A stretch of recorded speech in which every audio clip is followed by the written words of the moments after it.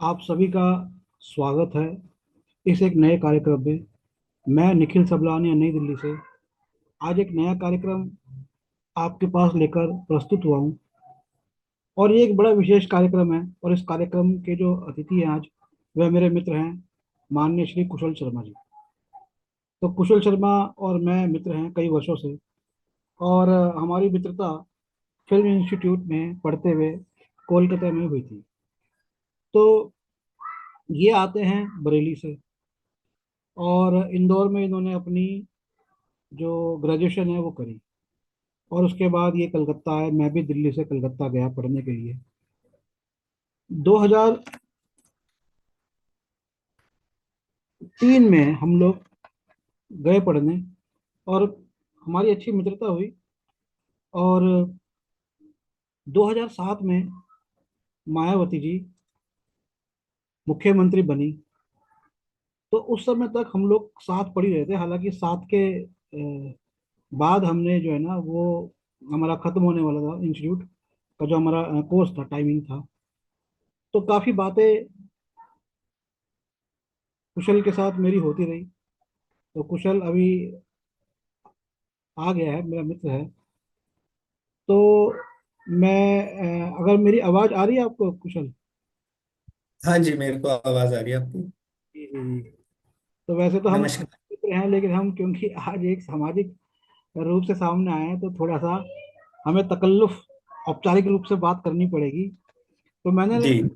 शुरू कर दिया था, तो मैंने बताया कि हम लोग किस तरह से फिल्म इंस्टीट्यूट में मिले और वहां से तब से मतलब 2003 से अब 22 साल हो गए हमारी मित्रता को।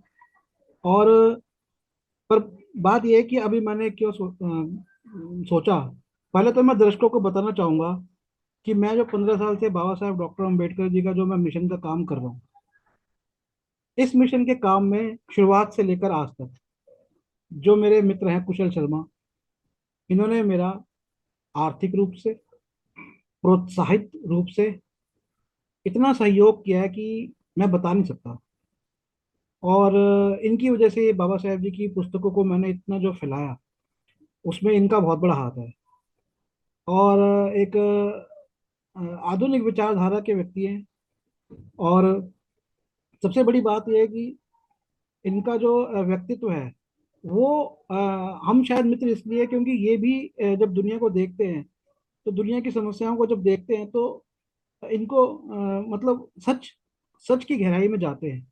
ये पूर्व धारणाओं से, प्रेजुडिस से, उससे बाधित नहीं होते हैं। मतलब ऐसा नहीं है कि एक कट्टर सोच को लेकर ये चले। तो कुशल, स्वागत है आपका। तो मैंने बताया सबको। तो आज का जो विषय है, अब मैं आपको बताता हूँ कि मैं क्यों कुशल शर्मा जी को यहाँ पर लेकर आया। तो 2007 में जैसे मैंने बताया मायावती जी आई, तो हमारी बातचीत, और हम लोग तो जब इंस्टीट्यूट से कोलकाता से निकले तो मुंबई गए और मुंबई में हम लोग साथ रहते। तो हमारी काफ़ी बात होती थी। तो जैसे मैंने दर्शकों को बताया आपके बारे में कि आपका जो स्थान है वो है आपका फिलहाल बरेली।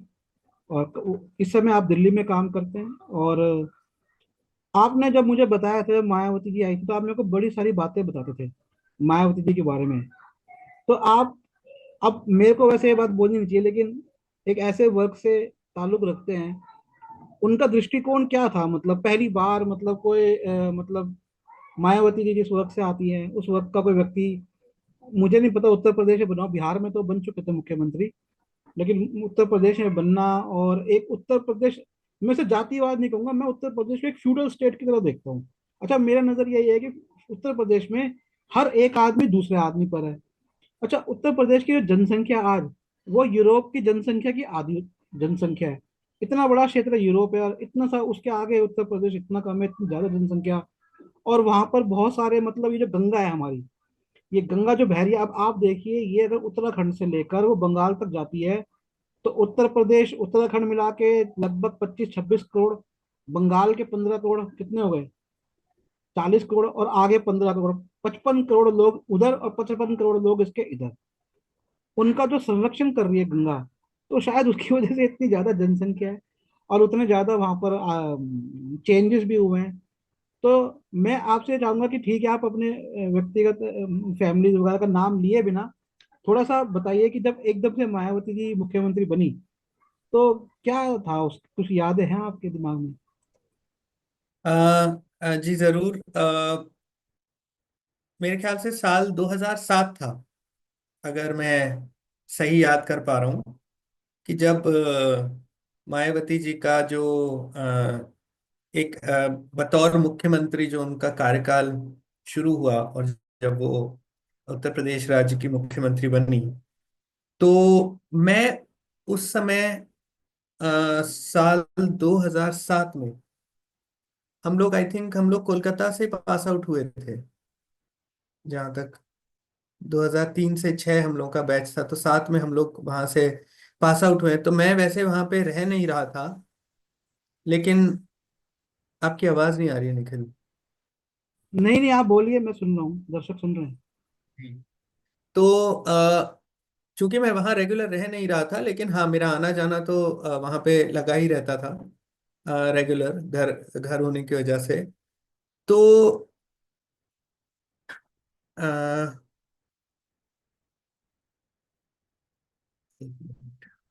बोलिए बोलिए, मैं सुन रहा हूँ, सुन रहा हूँ मैं। हाँ जी, हाँ जी। अरे, मैंने कुछ फैक्चुअली इनकरेक्ट बोल दिया शायद। फिर से करना है। नहीं आपने सही, कोई बात नहीं, इतना फैक्ट मत जाइए। आप मेरे को ये बताइए हाँ कि जी, हाँ जी। उस समय जब सत्ता परिवर्तन हुई और मायावती जी बनी, तो आप मुझे आगे कुछ नहीं, ऐसी हम बातें बोलते थे कि अरे, पिचानवे, अपन लोग ऐसे कह रहे आप हैं उनके मुझसे बारे में। आप मुझसे 1995 की बात पूछ रहे हैं, या मतलब जो उनके बाद के नहीं, टर्म्स रहे 2007, जब? अच्छा हाँ, वो मतलब पहले तो बनी, बट 5 साल तो वो 2007 वाले में रही। मैं 2007 से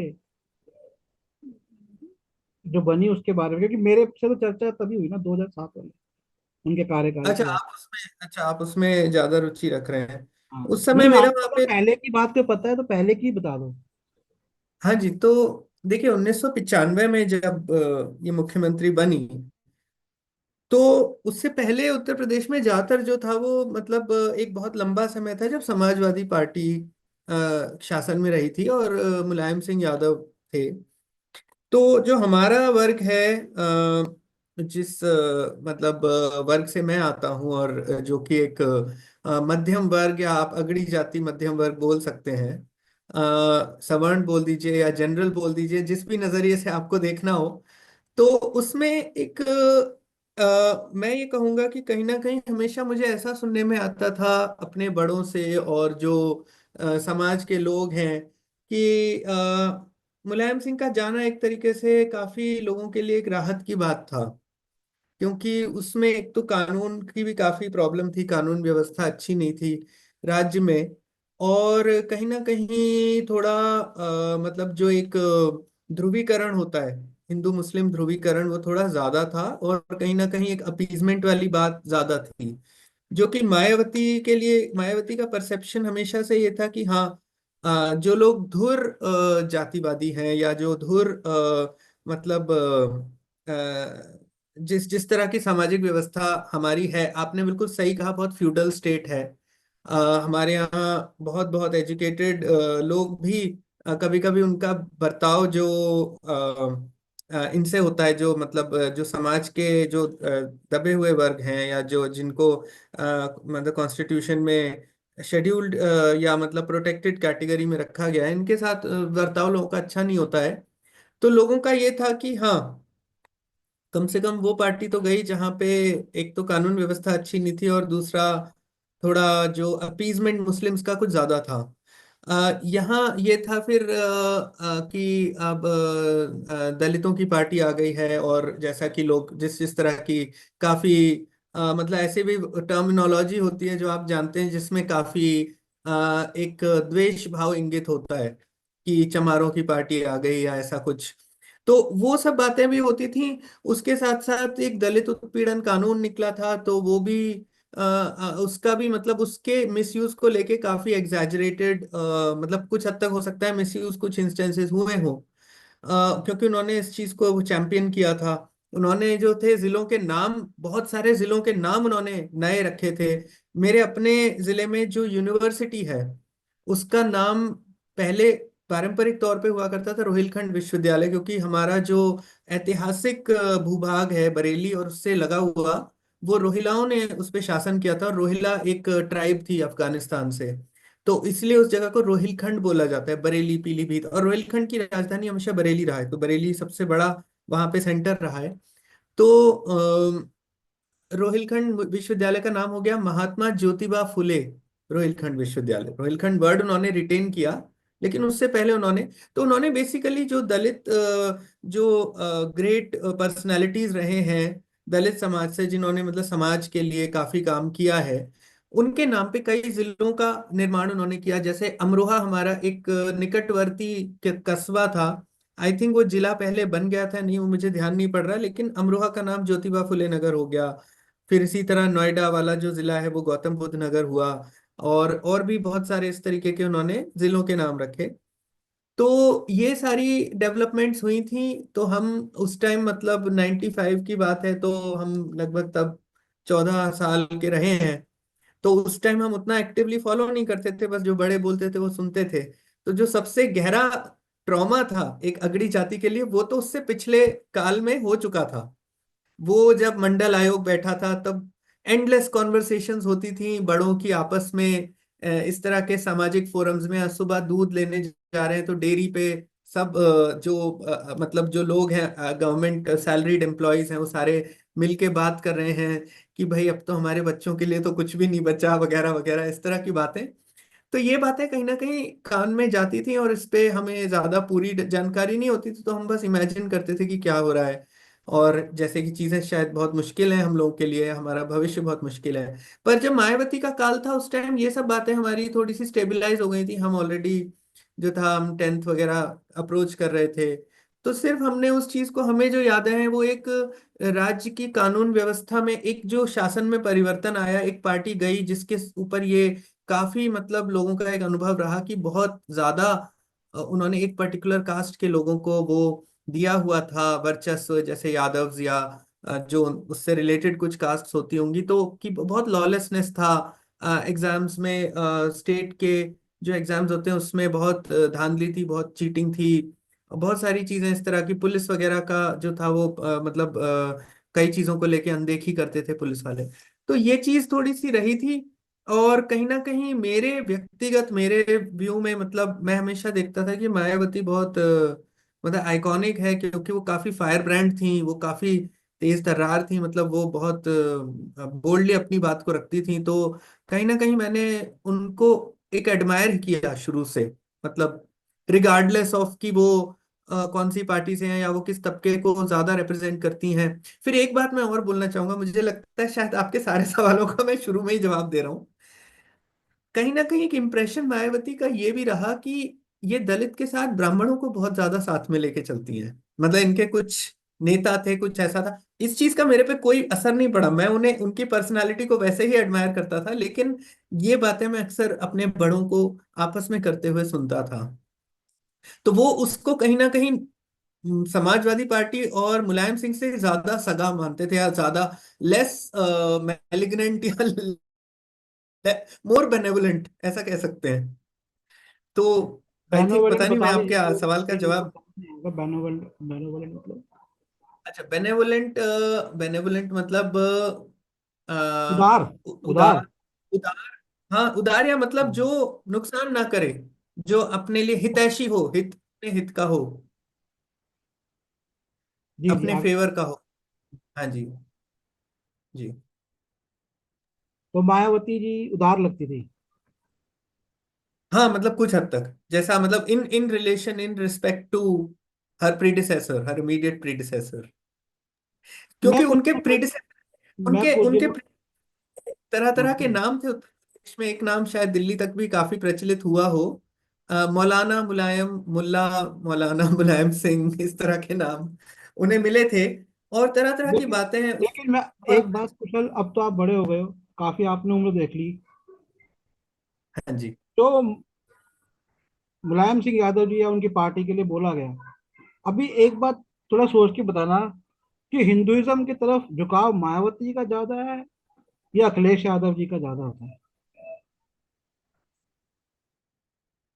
कहना बड़ा मुश्किल है एक्चुअली। अखिलेश यादव जिस हेरिडिटी, जिस मतलब उससे आ रहे हैं, बैकग्राउंड से, वो बहुत ही पॉलिटिकल मंझे हुए एक पिताजी के वो पुत्र हैं।